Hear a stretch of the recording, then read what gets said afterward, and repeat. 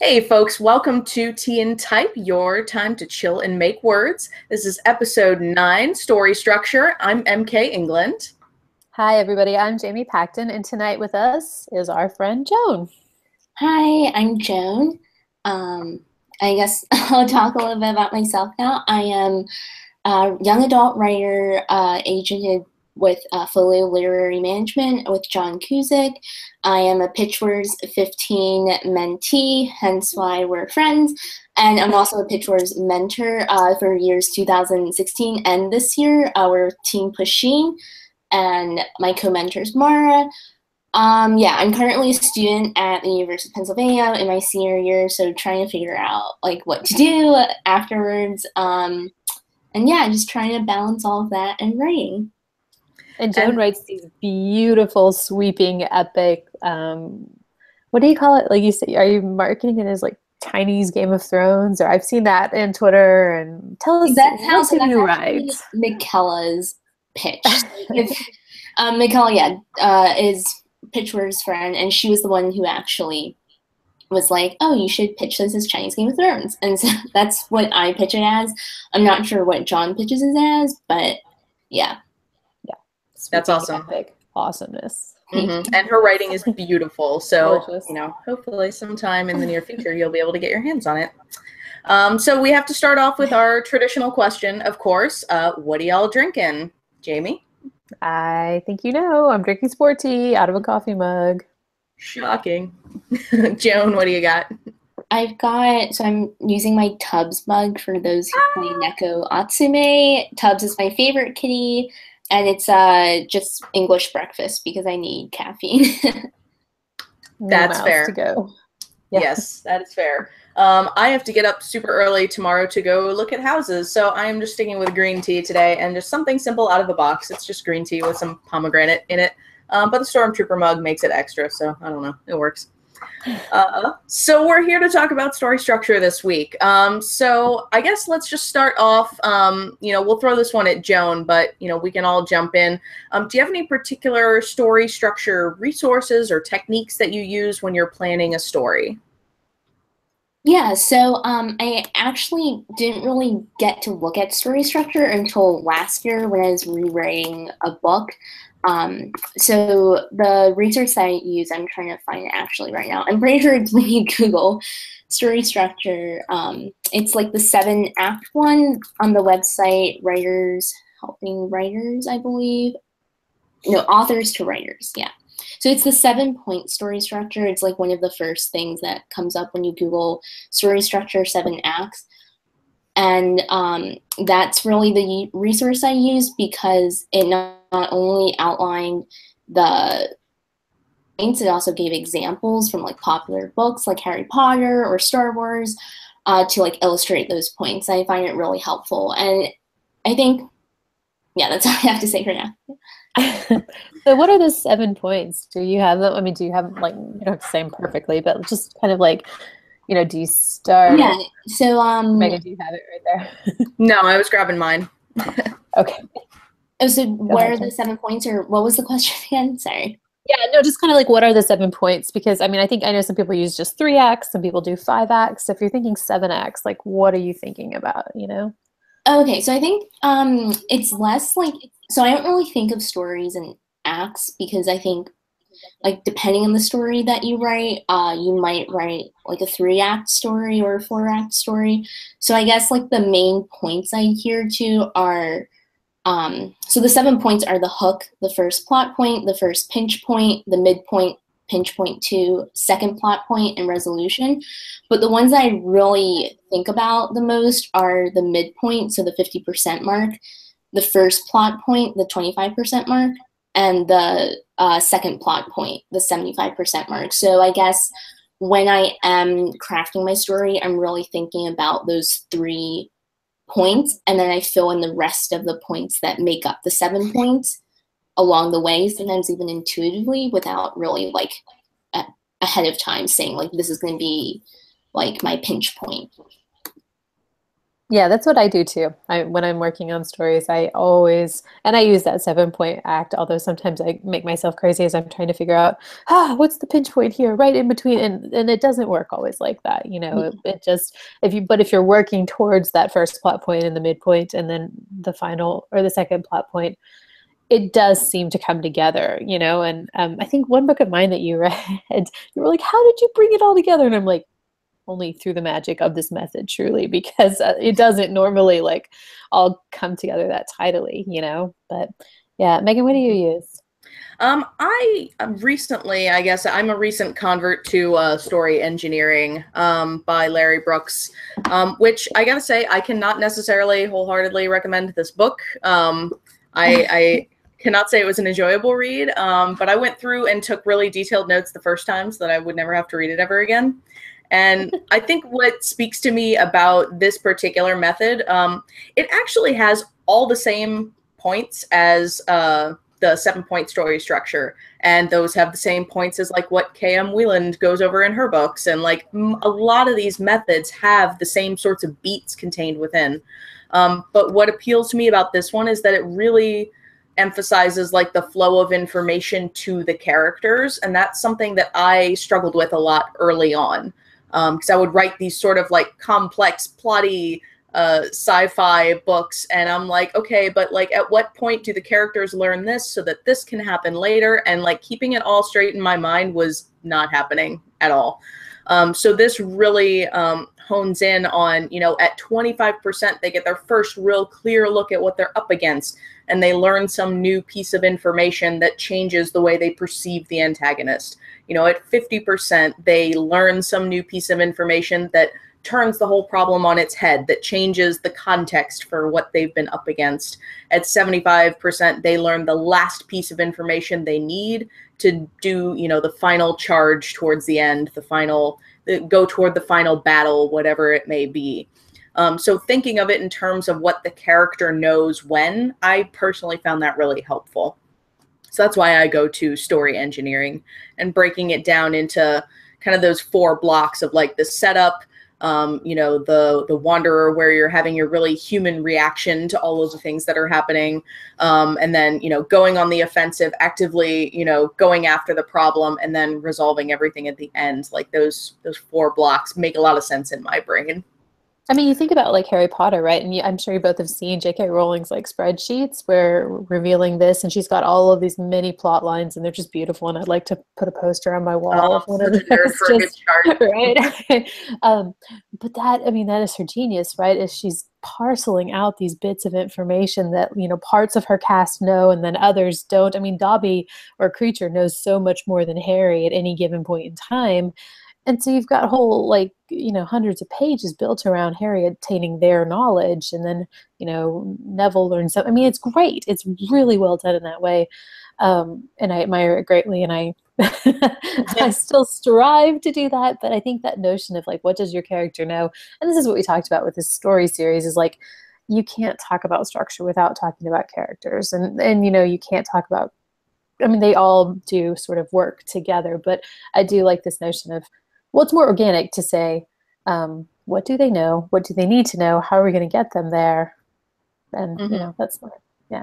So I guess looking at all of these different, methods, they all, have similar, points that they're calling out, I guess. But I guess, do we think that there are common beats that all stories have, or are there different types of structures? Do these structures work for all stories? What do y'all think? Go ahead. I think the beat that all stories probably have, unless it's maybe stream of consciousness or something like that, but a traditional semi-commercial story usually has that midpoint beat. Even if it doesn't fall at the midpoint, I think, like Megan said, when the story kind of turns on its head and everything the protagonist knows or what the protagonist was chasing is suddenly twisted. I think every good story has a big twist. And that's maybe just me because I love writing twisty stories. I love reading them. But so when I'm writing a story, I actually think of the middle first. And that's actually why I enjoy writing the middle the best, because I think if you have the middle, then everything leading up to the middle and everything that comes after the middle is easier to write naturally. That I is feel like you're the only writer I've ever known who says I love writing I the love middle. the middle. So, like, That's so inspirational. My favorite is the middle and the ending. I hate writing beginnings. Oh my Actually, gosh. I have the same issue as you, Megan, with like information introduction. I'm always struggling so much to figure out how much info to introduce in the beginning, whereas I think later on in the story, as you have a better grasp of where your plot needs to move, you have an easier time like revealing the info. No, that absolutely makes sense. Yeah. I was just thinking about this. Did you see that Simon and the Homo sapiens agenda has a new title, right? I did, yeah. And it's just love, comma, Simon, right? Which is a great title, but why is that significant? Because there's that moment where he's sitting there and he's typing, and all of a sudden he types love Simon instead of, just Simon or whatever. It's perfect, right? Spoiler. It's not that much of a spoiler. But I mean, I was thinking about that title the other day, and like, of all the titles they could have chosen, I mean, I love her original title, but of all the titles they've chosen, that one is so significant because that is that moment in the book. Everything twists just a little and changes. So even in a contemporary, it's not like you discover the golden ring that makes. I mean, it's just this little moment of emotional honesty, and it's so important that they titled the entire movie about it. And I think that that's I think that's close to the midpoint. Probably, I haven't read that book in a while, but I don't know. I think that's a really nice example of how that can be so powerful too, because she probably knew going in this is going to happen. But yeah, no, and you're absolutely right. It's not just a, sci-fi fantasy adventure kind of thing, this structure, contemporary romance, mysteries, it's all about just changing the context halfway through. And it doesn't have to be through big dramatic means or a dramatic reveal or anything, as long as the main character's context is shifting with regard to the main plot, the main conflict, then I think that qualifies. Okay, so would we all go so far as to assert that instead of saying to young writers or new writers, you need to know the ending before,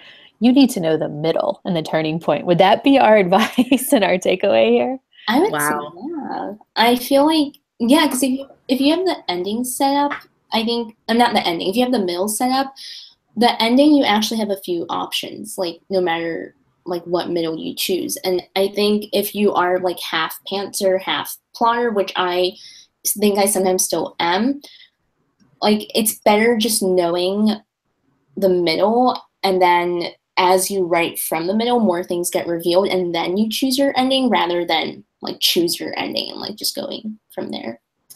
That's really fascinating, and I think I'm probably going to try that on my next project because I'm having trouble starting. So I need something to help me, obviously. I mean, if you're just writing to the middle, and then like exactly like Joan said, like I always know my ending, which means I always rush, and I write these really short, like 50,000 word, young adult drafts, and I'm like, oh, I need to add another, 30,000 words or something, and it's not filler, but it's, just pulling things out. But if I was just writing to a middle, then I might write a solid 40,000 to get to that middle, and then, another 40 to wrap it up. I think, Joan, you may have just changed everything for my process. Yeah, same here. I just remember someone comparing the middle to like the pole of a tent. So like you can shift all the other like poles a bit, and the tent shape might change, but the tent itself won't collapse. But like the middle is just so important to me. And like nowadays when I'm thinking of premise, especially because I tend to write really complicated stories, I'm trying to write more streamlined stories. Something that I find actually helps when it comes to seeing if the premise is going to be interesting is actually thinking of the middle, because when I'm thinking of the premise, I want to be thinking of how I'm going to twist that premise, and that's where the middle comes in. Well, this has so many potential benefits too. I mean, it definitely combats mushy middle syndrome, if I could say that correctly. But it also, like, just psychologically, like, it gives you a shorter goal to strive for. You're not shooting for 80,000 words. You're not shooting for the ending. You're just going halfway, and that's fine. That's always my advice that I give people for NaNoWriMo is like, don't shoot for 50,000 words, shoot for 25,000 words, like get to the halfway point. And after that, it's just like riding a bike downhill, So I'm absolutely going to try this for my next draft. Actually, I'm really excited. Well, I think too, if you can get yourself galloping towards that middle, then if you can pull your readers, that far with you, or agents or editors or whomever, there's a good chance they'll stick around for the rest of it, you know, and that's a wonderful thing too. So yeah, I think that this is a great story structure insight. Can we go back in time and share this with me a few years ago, please? That would be my request. If you figure that out, please. Yeah, let me know. Few more, Jen, about that amazing blog post of yours that I share with everyone, and I put it on my website as one of my favorite writer resources. Wait, really? I didn't even know. Culture is more than a character. I don't know. I mean, we are kind of running low on time, but do you want to say anything about that in relation to story structure at all? Or I know it's a tall order in a few minutes, but yeah. So I guess I have a hard time pinning it directly onto story structure, but when I was writing that post, the main thing I was thinking about is, so like as a psych major, I read like a bunch of psych studies, and one of the ones that really struck me was that in psych, people tend to divide cultures into collectivists, which tends to include like Asian cultures, and then individualists, which tends to include like more Western cultures. And something a study showed was that if you're from a collectivist culture, you take pictures differently from people in an individualist culture. And so, yeah, so you can actually look up the study. It's super replicable. It's super, like the data is very solid, but and you will see that individualist cultures tend to take pictures that just focus on the face, whereas a collectivist will tend to take a picture that includes like the rule of thirds with like a background and perhaps some of the body. So it just really goes to show that like art, while it is very dependent on the individual, it's still impacted by culture. So something like what kind of structure you want, how you want to have these two characters interact, or just the grand scheme of things can be affected by not just your culture, but also the other types of media that you consume, which is also impacted by your culture. Yeah, I could definitely see that having an effect sort of on like where you focus the camera in your story, you know, because you're looking through a character's viewpoint, but you know, you are still sort of present in the story in terms of what you're choosing to focus on. And I can definitely see that having an impact, you know, maybe not so much on structure, but on, you know, the cast of characters and how they're interacting with society around them. Yeah, that's really interesting. Maybe we'll try and link to that study down in the show notes afterwards, if we can look it up and find it somewhere. Well, and even not like just, sorry, real fast. You know, if you think about with that picture analogy, right, you may have like people who tend to spend more time on description because they are from a culture that, you know, values that or something like that, as opposed to just a first person close all the way through. I mean, I just think that your point is that every part of who we are is, well, not that I'm telling you your point, but as I am hearing it, it's so relevant to how we craft not just visual images, but how we craft stories and characters and how we put them in a room together, and what time we take to either describe that room or get them talking to each other, or how much time we spend in that character's head. Like, it's fascinating. Yeah. Do you think we see that reflected? Do you think we see that reflected in the YA market right now, or, you know, are things still pretty individualist focused, pretty, I don't know, samey across the board? I think it's hard. So I think story structure in general is one of the hardest things to vary up, because I think it's easier to vary up a character than it is to actually vary up a plot, because there are so many that are just tried and true and people just go to those.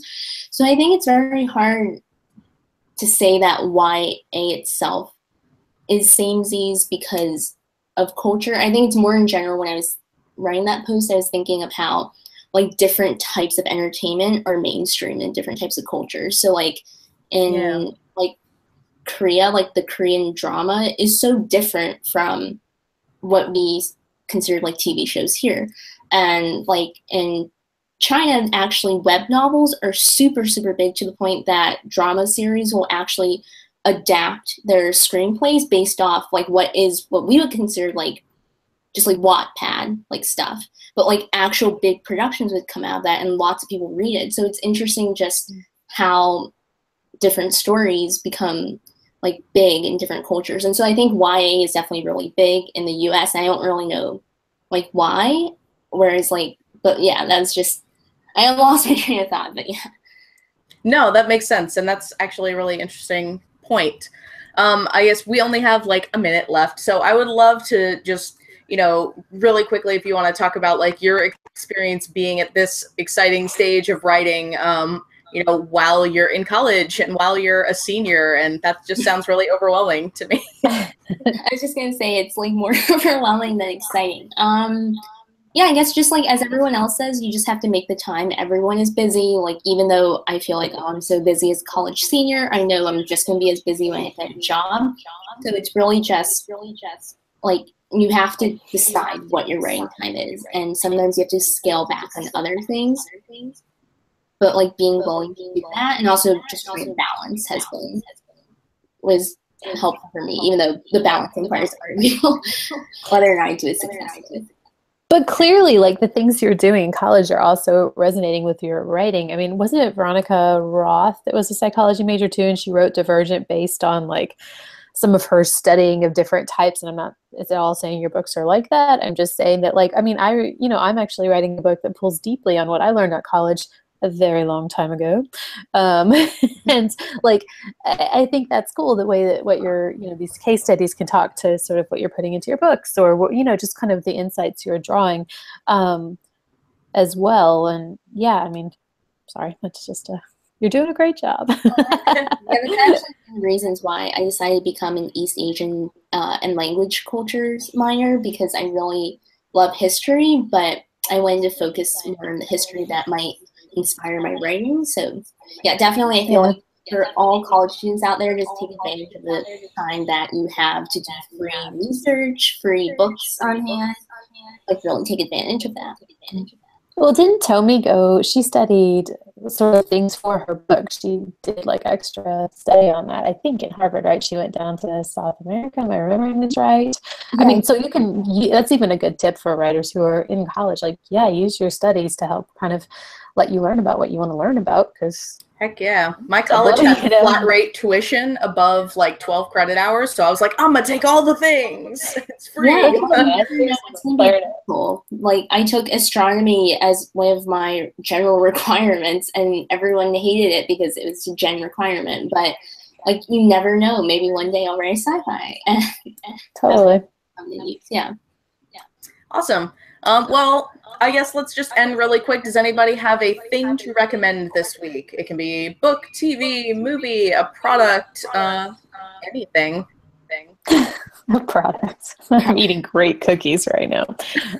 I will say, and I didn't mean to bring this with me, I'm rereading Fablehaven because my 7-year-old, I bought this for my 7-year-old, and he wouldn't read it, and then he finally started listening to it, and we had a big road trip recently, and he was like gasping in the back seat and cheering, and I was like, I gotta reread this in order to like be able to talk to him. And it's delightful. It's a great series, so I would recommend that if you haven't read that yet. And I also read a really great book about the working poor called Hand to Mouth by Linda Tirado this week. So anybody, what else are you reading or watching? I am binging this drama. 75 episodes. Each episode's an hour. I'm currently on episode like 40. It's been 3 days, so like when I say binging, I'm like actually staying up till 4 a.m. to watch. Yeah. What's it called? It's on this Chinese drama. The English name is called Nothing Gold Can Stay. And where do you watch it through? So I just Google like the title "Nothing Gold Can Stay" episode watch online, and right now there are no English subs, but when there are English subs, you should all watch it because it's about China's most wealthiest woman merchant and how she built her business in the late Qing Dynasty, and super good. So sounds amazing. Awesome. And I am actually in between books right now. I just finished Alan Cole Is Not a Coward by Eric Bell. Did you love it? I loved it. Oh, it was so great. I really enjoyed it. It's a LGBT middle grade book. It's just so sweet. I think I've talked about it on the air before. So I definitely recommend that. I just picked up Moxie. I pre-ordered it. I pre-ordered it, but I haven't gotten around to actually reading it yet. So that's what I am about to dive into. And I'm also just flipping through like a really quick, easy romance novel called Worth Waiting For by Wendy Qualls. who's somebody I actually knew through the You said Sherlock romance fandom. novel?